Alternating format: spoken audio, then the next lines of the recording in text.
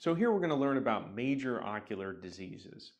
These are the key topics we're going to discuss: conjunctivitis, corneal abrasion and ulceration, cataracts, glaucoma, age-related macular degeneration, diabetic retinopathy, and then also giant cell arteritis, also known as temporal arteritis, and then the condition of papilledema. Now we do have a major ocular pathologies whiteboard tutorial that you can work through some of these disorders. Also know that the images that we're going to use, they all have references that are contained within the flashcards themselves on the site. So let's start with conjunctivitis. Now in conjunctivitis, there's conjunctival inflammation of the scleral, the bulbar surface of the eye, as well as the inner eyelid, known as the tarsal surface. There are infectious causes, including most notably viral causes. Adenovirus is responsible for the majority of them, but you should also be familiar with HSV keratitis. From a bacterial standpoint, in adults we think about Staph aureus, whereas in kids we think about Streptococcus, H. influenza, and Moraxella. The other topic that you need to be aware of from a bacterial standpoint is Chlamydia trachomatis. Trachoma is a major cause of blindness worldwide. We'll talk about that more in a second. From a non-infectious standpoint, think about allergic causes, IgE, mast cell mediated causes, as well as toxic, mechanical, and chemical causes. To consolidate some of these concepts with conjunctivitis, remember that infectious is a major cause, viral adenovirus being the culprit most of the time. With trachoma, which is a major cause of blindness worldwide, there's infection with Chlamydia trachomatis that's recurrent, that develops into scarring, and that scarring over time will produce blindness. For contact wearers, don't forget about Pseudomonas, and then also acanthamoeba, an amoeba cause of contact wearer conjunctivitis is very important. So now let's go through corneal abrasion and ulceration. Now we may think of the cornea as a single anatomical entity, but the reality is it's comprised of multiple different layers, from the epithelium superficially to the endothelium deep, and in between there's stroma, and then there's Descemet's membrane behind that. So in this corneal abrasion here, which is a superficial injury to the cornea, we see fluorescein staining and it's fairly superficial, whereas this corneal ulceration, it's a much deeper injury. When we look at our terminology, we see that an abrasion is the most superficial thing, whereas a laceration is deeper, and then an ulceration is a corneal epithelial defect that goes all the way into the stroma. Now a desmetocele is actually a bulging forward, a herniation of the Descemet's membrane back forward. So now let's learn about glaucoma, which is a condition of increased intraocular pressure. There's two main forms. There's angle closure glaucoma and then open angle glaucoma. In acute angle closure glaucoma, you're going to see changes in the eye itself. You'll see a mid-dilated pupil. You'll see forward bowing of the iris, creating this shallow anterior chamber, and then you'll see conjunctival injection, a bloodshot eye. Now on fundoscopic exam, the characteristics of glaucoma is a high cup to disc ratio, so-called cupping. What we mean by this is the normal cup here, and then the disc around it, and you can see that the cup is much smaller in the normal fundus as compared to the one with glaucoma. We're going to take away some of this here so you can really see how large this cup is compared to the disc around it, compared to normal there. So to summarize, glaucoma is a disorder of increased intraocular pressure. In open angle glaucoma, there's either excess aqueous production or a failure of the aqueous fluid to be reabsorbed. Note that patients are often asymptomatic in open angle glaucoma, so if you don't do routine intraocular pressure testing, you might miss it. In angle closure glaucoma, we saw that really angry eye. There's unilateral conjunctival injection, corneal cloudiness. We saw the mid-dilated pupil in that shallow anterior chamber. Finally, a word about optic neuropathy. We saw that cupping, that high optic cup to disc ratio. Note that that can be a later finding. Early on, that finding may not be present, So again, intraocular pressure testing, routine assessment is really important. So now let's go through cataract. Now a cataract is an opacification of the lens here. We can see it in this photo and also in this illustration. There can be this opacification due to changes in multiple different areas of the lens, including the nucleus, as well as these cortical fibers. And then also there can be granule deposits back here in this posterior subcapsular area as well. Cataracts are the most preventable cause of blindness worldwide. Typically, they're a major burden in areas with poor access to cataract surgery. The pathogenesis behind it is this crystalline lens is made up of crystalline proteins. They accrue defects over time, such as via oxidation. These defects create opacities, which change light refraction. Major risk factors for this, just advancing in age, trauma, and then toxic causes such as tobacco, as well as many other metabolic causes as well. Patients will develop glare, so especially when driving at night, they have trouble seeing the headlights appropriately, they have trouble reading road signs. This presbyopia, this inability to read fine print, comes from the stiffening of the lens, so the failure of the lens to be able to accommodate for near vision. Management is typically phacoemulsification, as well as intraocular lens placement or replacement.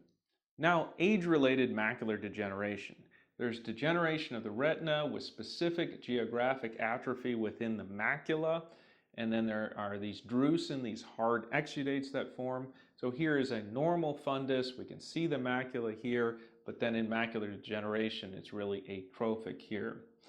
If there's atrophy and drusen without neovascularization, we call that dry macular degeneration. But if neovascularization is present, we call it wet, age-related macular degeneration. Okay, age-related macular degeneration. Again, there's age-acquired degeneration of the retina, specific geographic atrophy at the macula. We observe drusen, which are yellow, proteinaceous, lipid-rich extracellular deposits. It's wet if there's neovascularization present. It's dry if there's not. In terms of risk factors, age, and then white European descent, as well as light-colored iris, being female, and then atherosclerotic risk factors as well. In terms of clinical presentation, visual acuity, even though this is macular degeneration, may be preserved early on. So patients may just complain of blurred or distorted vision, or they may just have vague, ill-defined complaints and they can't really pinpoint what the problem is. In terms of management, risk factor modification being atherosclerotic risk factors, antioxidant and mineral supplementation, complement factor inhibitors, and then if neovascularization is present, you want anti-VEGF treatment. Diabetic retinopathy, so there's neovascularization at the optic disc here. We see this microaneurysm here. We see some hard exudates, and then we see dot blot hemorrhages. If it's non-proliferative diabetic retinopathy, there's exudates, dot blot hemorrhages, and microaneurysms. If it's proliferative, we see neovascularization as well. Okay, key concepts in diabetic retinopathy. It's a significant cause of blindness due to chronic hyperglycemia in combination with hypertension. It may worsen in pregnancy and other conditions where there's hyperglycemia, such as steroid use. Diabetic macular edema is a consequence that you really need to be familiar with. It can occur at any stage of diabetic retinopathy, and what it refers to is edema at the macula, which is so important because it's the site of central vision. Non-proliferative, again, we talked about the hemorrhages, these dot blot hemorrhages, microaneurysms, exudates, and then proliferative, there's neovascularization. And just like with macular degeneration, you want to treat with anti-VEGF treatments, as well as panretinal laser, photocoagulation, and vitrectomy if necessary. Giant cell arteritis, temporal arteritis, most commonly a disorder of women older than 55 years old of Northern European descent. Some key complications here: aortic aneurysm, ischemic stroke, and optic neuropathy. This is a large vessel vasculitis. There's a lot of different potential patterns. Most commonly involves the thoracic aorta as well as the axillary artery and the subclavian artery. And then where the vision problems come in is the external carotid artery can be affected, especially the superficial temporal artery. So patients complain of headache, and then they have scalp tenderness, and there can be this raised and tender temporal artery. And then they can have vision changes from the ischemia and jaw claudication. So when they're chewing especially, they can really feel the pain from the ischemia, and there can even be unilateral tongue necrosis from the ischemia involving this external carotid artery. So from a pathology standpoint, this is a multifocal segmental destructive panarteritis. All the different layers of the arterial vessel are affected. We can see histopathology here with neointimal hyperplasia. We can see granuloma formation, although you don't always see granuloma formation. But again, multifocal, segmental, panarteritis throughout the layers of the vessel. In terms of diagnosis, we check an ESR or CRP. It should be elevated. And then ultimately we get a biopsy of the temporal artery.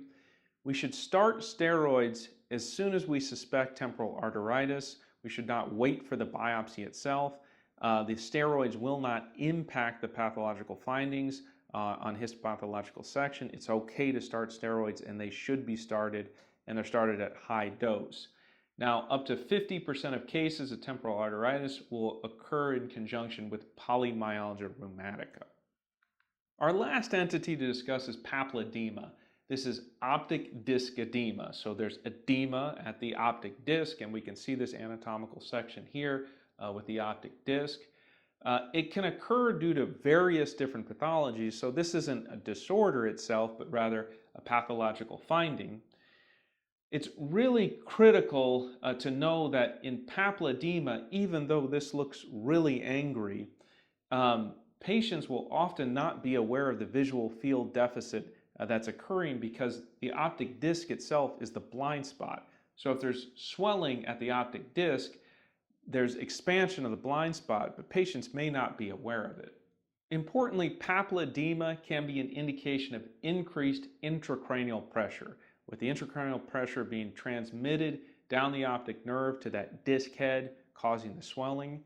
It's important to know that the swelling and increased intracranial pressure there can be a lag in the optic disc swelling. So there can be a spike in increased intracranial pressure, and you may not see disc edema early on. Conversely, after the increased intracranial pressure is treated, there may be a lag before the disc edema starts to resolve if it's going to normalize.